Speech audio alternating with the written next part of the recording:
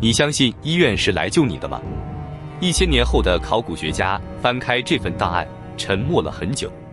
这个文明能治愈几乎所有疾病，但很多人不是死于病，而是死于账单。你的记忆里，看病是一种权利，还是一种特权？在21世纪的美国，叫一辆救护车的平均费用3000美元起。一次普通骨折的总账单可以让一个家庭的全部积蓄归零。一个能治愈几乎所有疾病的文明和他无法负担的医疗账单。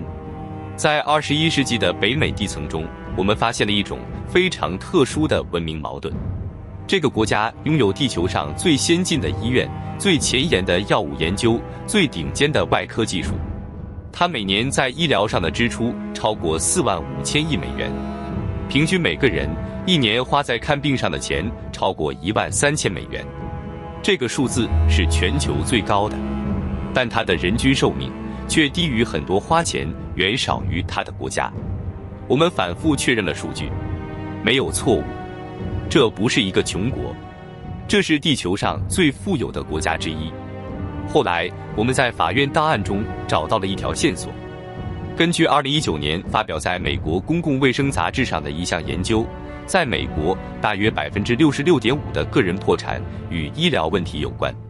2/3，一个拥有全球最好医疗技术的国家，2/3的破产跟看病有关。我们一度以为翻译出了问题，我们开始追踪具体的价格。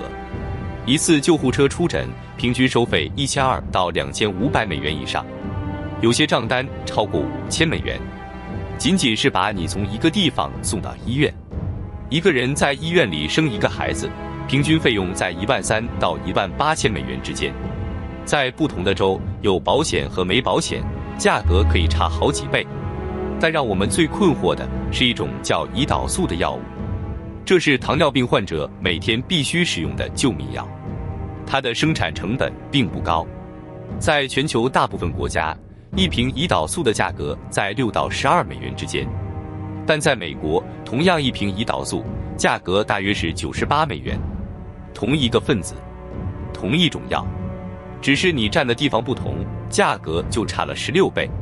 还有一种叫 EpiPen 的紧急过敏注射笔，2007年它的价格大约100美元。到了2016年，同样的产品没有任何配方改变，价格涨到了600美元以上。我们还发现了一种叫做惊喜账单的现象。一个病人住进了医院，选择了在保险覆盖范围内的医生，但手术过程中出现了一位不在保险网络内的麻醉师或专科医生，病人事先并不知道。手术结束后，一张来自陌生医生的账单就寄到了家里，金额可能是几千甚至几万美元。他们把这叫做 surprise billing。直到2022年，一项叫做无惊喜法案的法律才部分解决了这个问题。档案显示，医疗债务是美国进入催收程序的第一大原因，不是房贷，不是信用卡，是看病的账单。在这种压力下，人们开始做出一些让我们很难理解的选择。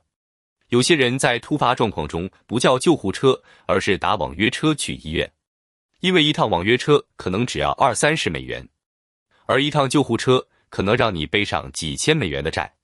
有些人选择推迟看病，忍一忍，等一等，等到症状严重到无法忽视。档案里有一个词反复出现 delayed care， 延迟就医。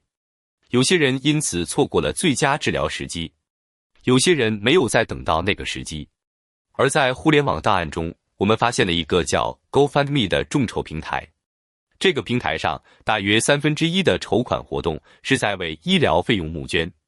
普通人把自己的 X 光片、诊断书、手术方案发到网上，附上一段文字，请求陌生人帮忙支付手术费用。众筹医疗，在一个 GDP 全球第一的国家，我们反复确认了一件事：同一个时代，地球上几乎所有其他发达国家都有某种形式的全民医疗保障，他们的公民生病时不需要先确认银行余额。但这个国家选择了不同的路径，它的医疗系统不是围绕治愈建立的，而是围绕付费建立的。能不能被治好是一个问题，能不能付得起是另一个完全不同的问题。我们不认为这是因为那个文明缺乏善意，恰恰相反，那些医生、护士、研究者，很多人终其一生都在试图拯救别人。技术在进步，药物在突破，治愈率在提高，但账单也在涨，而且涨得比任何人的工资都快。技术越来越强大，但负担得起它的人比例却在缩小。后来的文明回顾这段历史时，给了它一个标注，这是人类第一次同时拥有治愈疾病的能力和让治愈者破产的系统。两者并存，彼此矛盾，却谁也没有取代谁。在一份破产法庭的记录里，我们找到了一句话：一个人说，我没有做错什么，我只是生了一场病。如果你正生活在那个时代，你有没有想过，治愈一个人的代价应该由谁来承担？